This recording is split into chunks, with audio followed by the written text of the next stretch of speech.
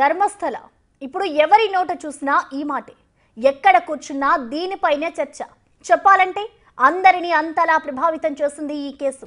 ప్రస్తుతం ధర్మస్థల సామూహిక ఖననాల కేసులో సంచలనాలు బయటపడుతున్నాయి. తాజాగా పెద్ద మొత్తంలో మానవ అస్థి పంజరాలు బయటపడినట్లు తెలుస్తోంది. తవ్వుతున్న కొద్దీ స్పాట్ లో మానవ అవశేషాలను గుర్తిస్తున్నారు అధికారులు. ఇప్పుడు 100 అడుగుల ఎత్తైన ప్రదేశంలో ఆపరేషన్ కొనసాగిస్తున్నట్లు సమాచారం. అయితే తవ్వకాలు జరుపుతుండగా కార్మికులకు తీవ్ర గాయాలయ్యాయి.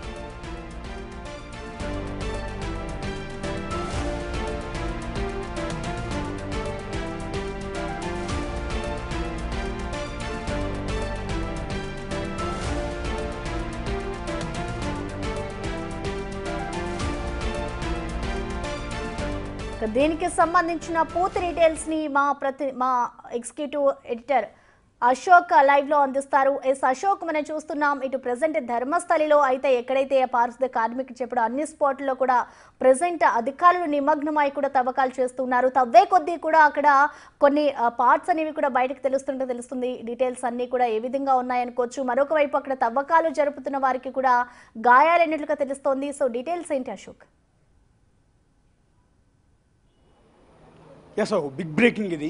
ఇప్పటివరకు సమాచారం అనుకున్నాం కానీ కొంత ధృవీకరణ అవుతోంది. కొంత ఇది జెన్యూన్ ఇన్ఫర్మేషన్ అనిపిస్తోంది. ఇప్పటివరకు ఈ ధర్మస్థలలో జరుగుతున్న అక్రమాలు, అరాచకాలు, రేపులు, మర్డర్లు వీటన్నిటికీ సంబంధించి ఆరోపణలు మాత్రమే ఉన్నాయి. ఇప్పుడు క్లియర్గా ఎవిడెన్స్ దొరికింది అనేది మనకు లోపల నుంచి ఇన్ఫర్మేషన్ పక్కాగా తెలుస్తుంది. ఎవరైతే లోపలికి వెళ్ళి తవ్వుతున్నారో మృతదేహాల కోసం, సో అందులో 4 డెడ్ బాడీస్ని ఐడెంటిఫై చేసినట్టుగా ఇప్పటి వరకు ఒక క్లారిటీ అయితే పక్కాగా వస్తుంది. ఇంతకుముందు వరకు కేవలం ఏదో ఊహాగానాలు అనుకున్నాం కానీ మనకు అందుతున్న సోర్సెస్ ప్రకారం అయితే పక్కాగా 4 డెడ్ బాడీలు దొరికాయి. ఇంకా తవ్వకాలు కొనసాగుతూ ఉన్నాయి. పైనే వాస్తవానికి 100 అడుగుల లోతు వరకు తవ్వారన్నారు కానీ 100 అడుగుల లోతు అనేది ఇంపాసిబుల్. ఎందుకంటే ప్రొక్లైనర్ కూడా తీసుకెళ్లేదు. ప్రొక్లైనర్ కూడా రోడ్డు మీదే ఉంచి మనుషులు మాత్రమే తవ్వుతున్నారు అంటే దాదాపు 5-6 అడుగుల కన్నా కూడా తవ్వే అవకాశం లేదు. ఒకవేళ వాళ్ళు పూడ్చిపెట్టినా కూడా ఆ రోజుల్లో అది కూడా భయంగా రహస్యంగా తీసుకొచ్చి పూడ్చిపెడుతున్నారు. అక్కడ ప్రొక్లైనర్లు అలాంటివి తీసుకొచ్చి అన్నేళ్ల క్రితం ప్రొక్లైనర్లు పెద్ద ప్రొక్లైనర్లు ఉండేవి, చిన్న ఉండేవి కాదు. సో అలాంటి సమయంలో వాళ్ళు అంత పెద్ద ప్రొక్లైనర్ని తీసుకెళ్లి శవాలను పూడ్చిపెట్టే పరిస్థితి ఉండదు. 100 అడుగుల లోతున గొయ్యలు తీసే అవకాశం లేదు. మ్యాక్సిమం 5-6 అడుగుల కన్నా కూడా లోతు గొయ్యి తీసే అవకాశం అయితే లేదు. మనకు ఎదురుగా కనిపిస్తున్న ఈ స్పాట్లోని, అంటే లోపలికి వాస్తవానికి రోడ్డు పక్కకు కాదు, ఆ చెట్టు వెనక పైన ఇది కొండ మాదిరిగా కనిపిస్తోంది. ఈ అడవి లోపలికి వెళ్ళిన తర్వాత అక్కడ మృతదేహాలని పూడ్చిపెట్టినట్టుగా చెప్తున్నారు. విజిల్ బ్లోయర్ ఎవరైతే మొదటి నుంచి కూడా ఈ అలిగేషన్స్ చేస్తున్నారో, ఇక్కడ దారుణాలు జరుగుతున్నాయి, దురాఘాతాలు జరుగుతున్నాయి, అత్యాచారాలు జరుగుతున్నాయి, అమ్మాయిల్ని రేప్ చేసి క్రూరంగా పూడ్చిపెడుతున్నారని అలిగేషన్ చేసిన ఆ విజిల్ బ్లోయర్ ఎవరైతే ఉన్నారో ఆ మృతదేహాల్ని నా చేత పూడ్చిపెట్టేలా చేశారు. ఎందుకంటే అక్కడ శానిటరీ ఎంప్లాయీగా పనిచేసినందుకు అని చెప్పాడో ఆ బ్లోయర్ ఇచ్చిన ఇన్ఫర్మేషన్ అనేది పక్కా అని ధృవీకరణ అయ్యింది. వాస్తవానికి మీరు ఇక్కడ ఒకసారి చూస్తే ఇవాళ ఉదయం నుంచి కూడా నిన్న 9-10 లొకేషన్స్లో వాస్తవానికి తవ్వకాలు జరిపారు. ఆ 9-10 లొకేషన్స్ ఇదిగో మీకు ఇక్కడే ఉన్నాయి. ఆ గ్రీన్ పరదా కూడా తీసేశారు. మీకు ఏదైతే ట్రాన్స్ఫార్మర్ కనిపిస్తుందో ఆ ట్రాన్స్ఫార్మర్ కింది భాగం అంతా కూడా 9వ లొకేషన్ అండ్ 10వ లొకేషన్. ఈ 2 లొకేషన్స్ కూడా విజిల్ బ్లోయర్ చెప్పాడు సమాచారం. అతను చెప్పిన ప్రకారం మార్కింగ్ చేసి ఆ 2 లొకేషన్స్లో కూడా తవ్వారు. దాదాపు 10 అడుగుల వరకు గొయ్యి తవ్వారు. ఏమి దొరకకపోయేటప్పటికీ ఆ గొయ్యిని మళ్ళీ పూడ్చివేశారు. సో అంతా కూడా ప్లెయిన్గా మనకి ఇక్కడ కనిపిస్తుంది చూడండి. సో ఆ తర్వాత 11 ఈ పక్కన చూడండి మీరు. ఇవాళ ఉదయం గ్రీన్ కలర్ పరదా కప్పి 11వ లొకేషన్, 12వ లొకేషన్, ఈ 2 లొకేషన్స్ కూడా గ్రీన్ పట్ట అడ్డం పెట్టారు. అడ్డం పెట్టి అక్కడ తవ్వకాలు ప్రారంభించారు. ముందు మనుషులతో తవ్వకాలు ప్రారంభించారు. ఆ తర్వాత చిన్న ప్రొక్లైనర్ని తీసుకొచ్చారు. లంచ్ వరకు కూడా మధ్యాహ్నం సమయం వరకు ఇక్కడే తవ్వకాలు జరిపారు. అయితే మధ్యాహ్నం తర్వాత ఒక సర్ప్రైజ్ ఇన్ఫర్మేషన్ని ఆ విజిల్ బ్లోయర్ ఇవ్వటం జరిగింది. ఇక్కడ కాదు, నాకు గుర్తొచ్చింది ఇప్పుడు వేరే లొకేషన్లో కూడా పూడ్చిపెట్టినట్టు నాకు గుర్తుంది. ఇక్కడికి వచ్చిన తర్వాత ఈ చెట్లన్నింటినీ ఈ లొకేషన్ చూసినాక నాకు అర్థమైంది రోడ్డు పక్కన కాదు, రోడ్డు పక్కన కంటే కూడా ఆ రోజు రాత్రిపూట లోపల వరకు కూడా తీసుకొచ్చి ఇక్కడ పూడ్చిపెట్టామని సర్ప్రైజ్, ఒక ఆశ్చర్యకరమైన అంశాన్ని సిట్ సభ్యుల ముందు చెప్పారు. మొదట సిట్ సభ్యులు నమ్మలేదు. ఎందుకంటే ఇతర 13 లొకేషన్స్ చూపిస్తే అందులో 10 లొకేషన్స్లో ఏమీ దొరకలేదు. ఈ దొరకని నేపథ్యంలో మళ్ళీ ఇప్పుడు కొత్త లొకేషన్ అంటున్నాడు. అది ఎంతవరకు నమ్మాలి? ఇది మనతో గేమ్స్ ఆడుతున్నాడా? అసలు ఇతనికి మైండ్ ఉందా లేదా? మన టైం అంతా వేస్ట్ చేస్తున్నాడా? ఒక సంచలనాన్ని క్రియేట్ చేసి దేశమంతా ఒక వైబ్రేషన్స్ రప్పించి ఇదొక వెనక కుట్ర ఏమైనా జరిగిందా, ఇతని చేత కావాలని చెప్పిస్తున్నారా అంటూ రకరకాల అనుమానాలు సిట్ సభ్యులందరిలో కూడా వచ్చాయి. కానీ వాళ్ళు ఈ సిట్కి చీఫ్గా వ్యవహరిస్తున్న ప్రణబ్ మొహంతీకి ఈ సమాచారం ఇచ్చారు. ప్రణబ్ మొహంతీ నుంచి కర్ణాటక హోంమంత్రికి సమాచారం ఇవ్వటం, అక్కడ నుంచి కర్ణాటక సీఎంఓ కార్యాలయానికి కూడా సమాచారం ఇచ్చిన నేపథ్యంలో సీఎం సిద్ధరామయ్యతో పాటు హోంమంత్రి అండ్ డిప్యూటీ సీఎం వీళ్ళందరూ కూడా స్పష్టమైన ఆదేశాలు, ఎవరైతే విజిల్ బ్లోయర్ ఉన్నాడో అతను ఎక్కడ చెప్తే అక్కడ తవ్వండి, ఎవరికి కూడా అనుమానాలకు ఆస్కారం ఇవ్వద్దు, పలానా చోట చెప్పినా కూడా తవ్వలేదు అన్న విషయాన్ని బయటకు వచ్చిన తర్వాత జనానికి తెలిస్తే మళ్ళీ మనం ఇప్పటివరకు పడిన కష్టమంతా కూడా వృధా ప్రయాసం అవుతుంది.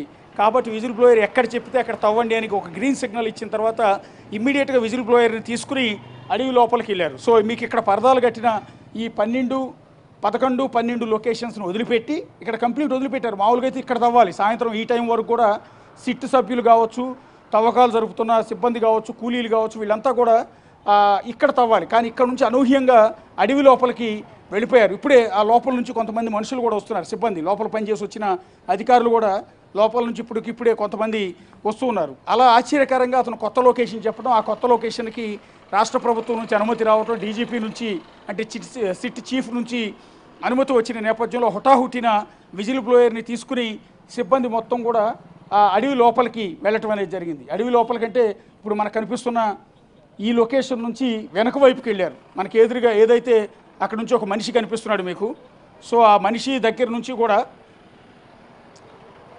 అక్కడ మీకు ఒక వ్యక్తి కనిపిస్తున్నాడు. సో అక్కడసారి చూస్తే ఇప్పుడే లోపల నుంచి అంటే స్పాట్ నుంచి బయటకు వచ్చిన ఒక అధికారి అతను. సో అతను వెళ్ళొచ్చిన మాదిరిగానే ఆ పై వరకు కూడా మొత్తం కూలీలను తీసుకుని ఆ పలుగులు గడ్డపారలన్నీ కూడా తీసుకుని విజిల్ బ్లోయర్ని తీసుకుని మొత్తం టీమ్స్ అన్నీ కూడా సిట్ టీం కావచ్చు, ఫోరెన్సిక్ టీం కావచ్చు, క్లూస్ టీం కావచ్చు, ఎంటైర్ టీమ్స్ అన్నీ కూడా బయలుదేరి లోపల వరకు వెళ్ళాయి.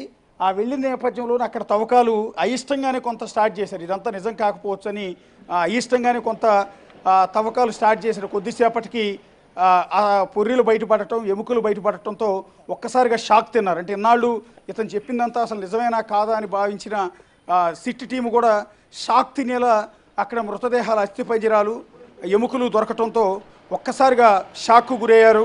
అక్కడ నుంచి తవ్వకాలు మొదలు పెడితే ఇప్పటికీ నలుగురు మహిళల మృతదేహాలను ఇక్కడ ఐడెంటిఫై చేసినట్టుగా మనకి ఇప్పటివరకు అనఫిషియల్ సమాచారం. ఇప్పుడే ఎంటైర్ పోలీస్ టీం అంతా కూడా అలర్ట్ అయింది. ఎక్కడెక్కడ ఉన్న కానిస్టేబుల్ అందరినీ కూడా ఇక్కడ పిలిపిస్తూ ఉన్నారు. బహుశా లోపల నుంచి ఆ పుర్రెల్ని, ఎముకల్ని తీసుకుని ఇక్కడికి రాబోతున్నట్టుగా తెలుస్తోంది. సో ఎందుకు 4 బాడీలు దొరికాయా లేదా అనేది ఎలా ధృవీకరించారో అన్న అనుమానం కూడా వచ్చే అవకాశం ఉంటుంది. ఎందుకు అంటే లోపలికి అంటే డెడ్ బాడీస్ సంబంధించి ఆనవాళ్ళు, అవశేషాలు అంటే ఎముకలు, పుర్రెలు దొరికిన తర్వాత వాటిని భద్రంగా తీసుకురావడానికి సాల్ట్ బస్తాలను అంటే ఉప్పు బస్తాలని రెండింటిని తీసుకెళ్లారు. ఎందుకు ఉప్పు బస్తాలకిను ఇక్కడ దొరికిన ఆ పుర్రెలు, ఎముకలకి సంబంధం ఏంటన్న అనుమానం కూడా రావచ్చు.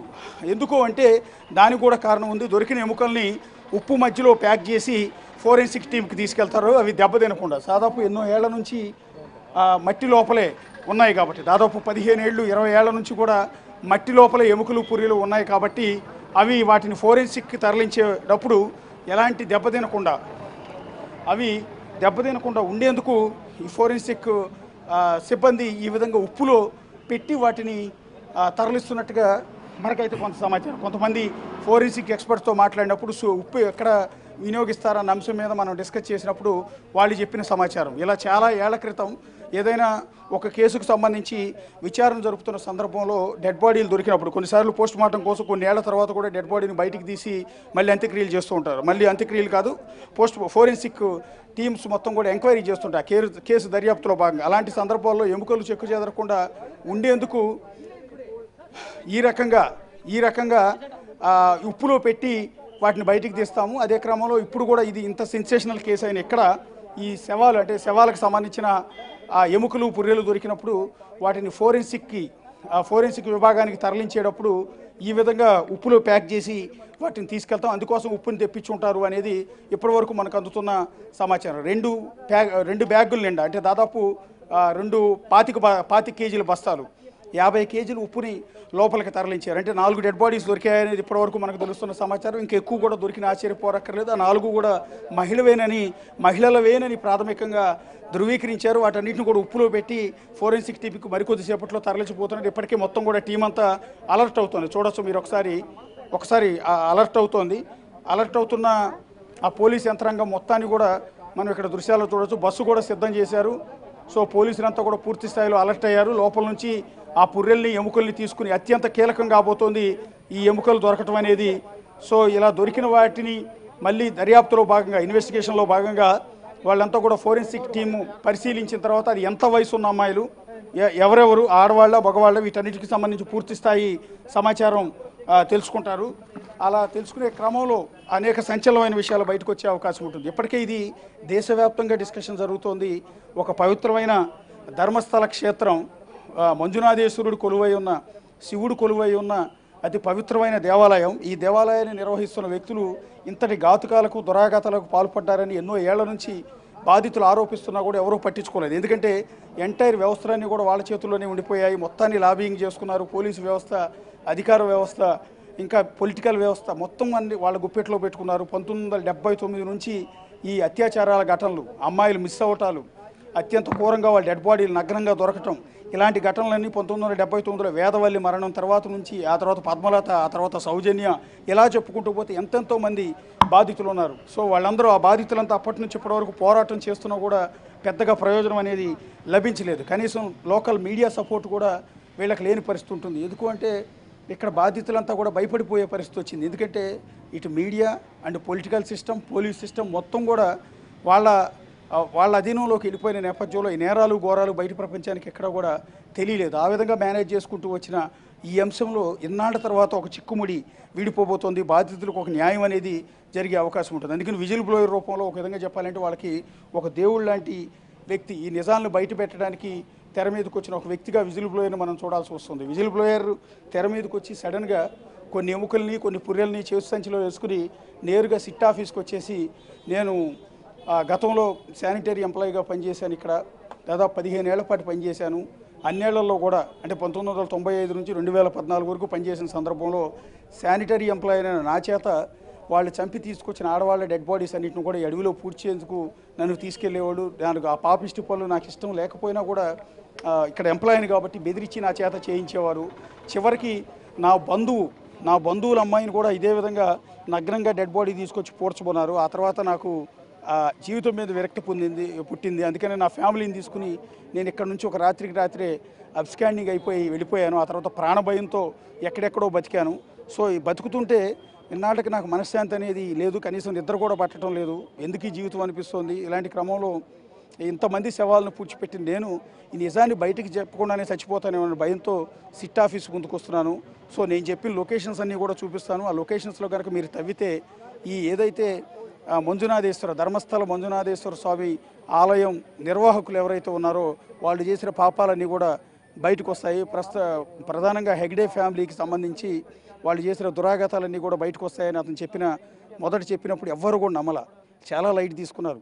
ఆ తర్వాత కాంగ్రెస్ సర్కార్, సిద్ధరామయ్య సర్కార్ దీని మీద విచారణకు ఆదేశించాలా లేదా, సిట్ని నియమించాలా లేదా, అతను చెప్పినట్టు తవ్వాలా వద్దా, తవ్వితే ఎలాంటి పరిణామాలు ఉంటాయి, పొలిటికల్గా మనకేమైనా నష్టం కలుగుతుందా, దీన్ని బీజేపీ ఒకవేళ రేపొద్దున ఏమీ దొరకకపోతే బీజేపీ దీన్ని వెపన్గా వాడుకుంటుందా, అంటే హిందూ దేవాలయాల మీద దాడి చేశారు అని. సో ఈ కోణాలు అన్నీ ఆలోచించి దాదాపు ఒక 20 రోజుల తర్వాత కానీ సిట్ని నియమించడం జరిగింది. 9 ఐపీఎస్ల ఆధ్వర్యంలో ఈ సిట్ని నియమించడం. ఆ తర్వాత విజిల్ బ్లోయర్ అని చెప్తున్న ఆ వ్యక్తి ముఖం బయటికి తెలియకుండా అతనికి ముసుగులు కప్పి, మొత్తం నల్లటి ముసుగులు కప్పి ఆ స్పాట్లకు తీసుకొచ్చి ఆ స్పాట్లన్నింటినీ కూడా 3 రోజుల పాటు ఐడెంటిఫై చేశారు. అలా ఐడెంటిఫై చేసే క్రమంలో కూడా అతను 10 ఏళ్ల పాటు అజ్ఞాతంలో ఉన్నాడు. 10 ఏళ్ల పాటు అసలు ఇక్కడ లేడు ఈ ప్రాంతంలో. సో ఇలా లేని క్రమంలో అతను చెప్పేది నిజంగా గుర్తున్నాయా, నువ్వు నిజంగా పెట్టుండొచ్చు, కానీ నీకు 10 ఏళ్ల తర్వాత కూడా అన్నేళ్ల విషయం ఎక్కడ పూడ్చిపెట్టాను ఏంటనేది నీకు నిజంగా గుర్తుందా అనేది చాలా సీరియస్గానే ఆరా తీశారు. అతను కొన్ని రోజుల పాటు తమ అధీనంలో ఉంచుకుని అతను కోచింగ్ చేశారు. సో అప్పటికి ఇప్పటికీ చెట్లు బాగా పెరిగిపోయి ఉంటాయి. అప్పటికి ఇప్పటికీ డెవలప్మెంట్ యాక్టివిటీ పెరిగింది. అప్పుడున్న చిన్న రోడ్డు ఇప్పుడు పెద్ద రోడ్డు అయింది. అప్పుడున్న భవనాలు ఇప్పుడు పెద్ద భవనాలు అయ్యాయి.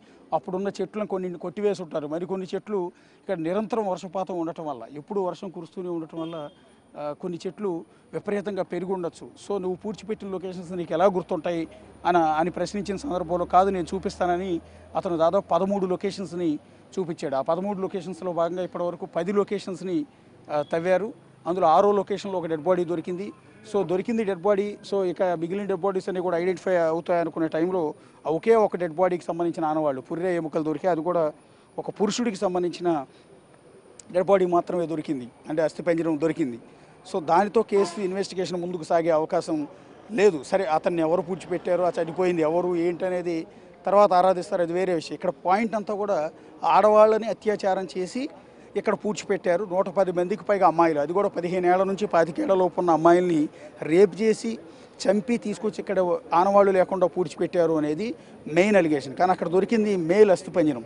సో కేసు ముందుకెళ్ళే అవకాశం లేదు. ఆ తర్వాత అలా కాదని 7వ లొకేషన్, 8వ లొకేషన్, 9వ లొకేషన్, 10వ లొకేషన్, ఇలా అన్ని లొకేషన్స్లో కూడా తవ్వటం మొదలుపెట్టారు. ప్రొక్లైనర్ తీసుకొచ్చి తవ్వారు, కూలీలను తీసుకొచ్చి తవ్వారు, ఐపీఎస్ల ఆధ్వర్యంలోనే ఉంచి దీన్ని తవ్వటం మొదలుపెట్టారు. కానీ ఎక్కడ కూడా ఎలాంటి ఐడెంటిఫై కాలేదు, ఎలాంటి ఎముకలు కూడా దొరకలేదు. సో ఒక విధంగా చెప్పాలంటే సిట్ టీం కూడా నీరసం వచ్చిన పరిస్థితి ఉంటుంది. ఇదంతా వృధా ప్రయాస తప్ప ఏమీ లేదు. ఇతను చెప్పిందంతా కూడా నిజం కాదు, ఇతను ఒక పిచ్చోడని ముద్ర కూడా వేశారు. బయటకు ప్రచారం కూడా జరిగింది, తను మతి ప్రేమించిన వ్యక్తి ఇలాంటి తప్పుడు పనులు చేయించాడు అనేది ఒక రకమైన ప్రచారం బయట జరిగింది. సో అవన్నీ కూడా పటాపంచీలు చేస్తూ అనూహ్యంగా 11వ లొకేషన్లో ఇవాళ తవ్వకాలు చేస్తున్న తరుణంలో సడన్గా ఆపిచ్చేసి, నాకు ఇప్పుడు గుర్తొచ్చింది, వేరే లొకేషన్ చూపిస్తాను, మీకు ఒక సర్ప్రైజ్ లొకేషన్ చూపిస్తాను, ఆ లొకేషన్లో మీరు తవ్వండి అని అతను చెప్పిన సమాచారంతో ప్రస్తుతం పోలీసులు హుటాహుటిని ఇక్కడ పనిచేస్తున్న సిబ్బంది మొత్తాన్ని కూడా లోపలికి తరలించి ఆ అడవి లోపల తవ్వకాలు జరిపితే చాలా సంచలనమైన రీతిలో ఒక షాకింగ్ గురయ్యేలా 4 డెడ్ బాడీస్కి సంబంధించిన ఆనవాళ్ళు, పుర్రెలు ఎముకలు దొరికాయి. సో వాటిని ఉప్పులో ప్యాక్ చేసి మరి కాసేపట్లో బయటికి తీసుకురాబోతున్నారు. సో ఇక్కడ ఒక ఉత్కంఠమైన వాతావరణం కనిపిస్తుంది. సో ఇక్కడ ఉన్న పబ్లిక్ మొత్తం కూడా గ్యాదర్ అయ్యారు, మీరు ఒకసారి చూడొచ్చు. ఎక్కడెక్కడ నుంచి వచ్చిన పబ్లిక్ అంతా కూడా వెరీ మచ్ ఇంట్రెస్టింగ్ దీని మీద అసలు ఏం జరుగుతోంది, ఇక్కడ ధర్మస్థల క్షేత్రం మీద చేస్తున్న అలిగేషన్స్ అనేది నిజమా కాదా, ఇవన్నీ తెలుసుకోవడం కోసం పబ్లిక్ అంతా కూడా పెద్ద ఎత్తున ఇక్కడ గ్యాదర్ అవుతున్నారు. ఇక్కడికి వచ్చి చూసే ప్రయత్నం చేస్తున్నారు. మరికొద్దిసేపట్లోనే ఇక్కడికి లోపలికి వెళ్ళిన బృందం, SIT team, clues team, forensic team and revenue team and whistle blower అందరూ కూడా బయటికి రాబోతున్నారు. ఆ బయటికి రాబోతున్న సిట్ టీం కోసం, బయటపడిన అవశేషాలను చూడటం కోసం ఎంటైర్ మీడియా ఇక్కడ పడిగాపులు కాస్తున్న దృశ్యాలన్నీ కూడా చూడొచ్చు. కెమెరామెన్లు, రిపోర్టర్లు, national media, local media, Kerala media, Telugu media, Tamil media, entire చుట్టుపక్కల ఉన్న అన్ని మీడియాలు కూడా ప్రస్తుతం ఇక్కడ చేరుకున్నాయి. పబ్లిక్ అంతా కూడా చేరుకున్నారు. మరికొద్దిసేపట్లో అయితే ఇక్కడికి రాబోతున్నారు. ప్రసూన. Thank you Ashok. అది ప్రస్తుతం ధర్మస్థలిలో కొనసాగుతున్న తవ్వకాలకు సంబంధించిన అప్డేట్స్. ప్రజెంట్ చూసుకోవచ్చు, ఎక్కడైతే పారిశుద్ధ్య కార్మికులు చెప్పాడో లొకేషన్స్ అన్నింటిలో కూడా ప్రజెంట్ అధికారులు అయితే నిమగ్నమై తవ్వకాలు చేస్తున్నారు. దాంట్లో తవ్వే కొద్ది అవశేషాలు బయట పడుతుండడంతో ఇంకా ముందుకు వెళ్తుందని చెప్పుకోవాలి ఈ కేసు. అయితే దానికి సంబంధించిన అవశేషాలు ఏవైతే ఉన్నా వాటన్నిటిని కూడా ఇటు అధికారులు అయితే ల్యాబ్కి పంపించారు. ల్యాబ్కి పంపించిన అనంతరం ఎటువంటి రిపోర్ట్స్ వస్తాయనేది కూడా వేచి చూడాల్సిన